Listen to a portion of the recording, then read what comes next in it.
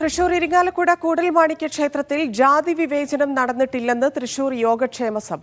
ക്ഷേത്രത്തിൽ പാരമ്പര്യ അവകാശികളെ മാറ്റി നിർത്തി കഴകം പ്രവർത്തിക്കിയ ആളെ റിക്രൂട്ട് ചെയ്തത് ആചാര ലംഘനമാണ്. ക്ഷേത്രത്തിലെ ആചാര സംബന്ധമായ വിഷയങ്ങളിൽ തന്ത്രിയുടെ അനുമതിയോടെ മാത്രമേ നടത്താവൂ എന്ന ഉത്തരവ് മറികടന്നു. ഇതിനെതിരെ പ്രതിഷേധിച്ചത് ജാതി വിവേചനമായി ചിത്രീകരിക്കുന്നത് ദൗർഭാഗ്യകരമാണെന്നും തൃശൂർ യോഗക്ഷേമ സഭ വ്യക്തമാക്കി. അഖിൽ ചേരുന്നു. അഖിൽ, വിവരങ്ങൾ.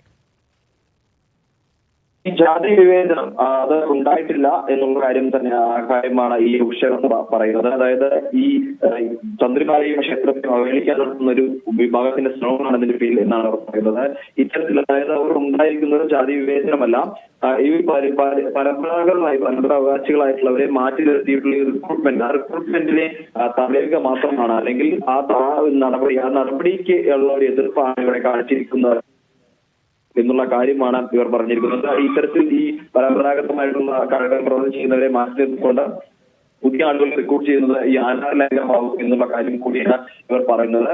അതുപോലെ തന്നെ ഇത് അംഗീകരിക്കാൻ കഴിയില്ല. അതായത് ഇത്തരത്തിൽ ഈ പരമ്പരാഗതമായിട്ടുള്ള ആളുകൾ അംഗീകരിക്കാൻ കഴിയില്ലെന്നും ഈ തന്ത്രിമാർക്കെതിരെയും അതുപോലെ തന്നെ ഈ ക്ഷേത്രത്തിനെതിരെയും നടക്കുന്ന ഇത്തരത്തിലുള്ള ഈ കാര്യങ്ങളൊന്നും തന്നെ, ആരോപണങ്ങളോ മറ്റുള്ള വിഷയങ്ങളോ ഒന്നും തന്നെ അംഗീകരിക്കാൻ കഴിയില്ല എന്ന കാര്യം കൂടിയാണ് ഈ യോഗക്ഷേമ സഭ പറയുന്നത്.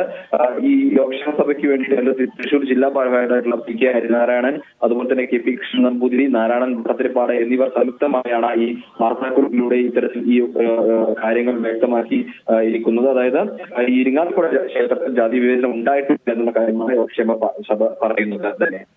ശരി അഖിൽ.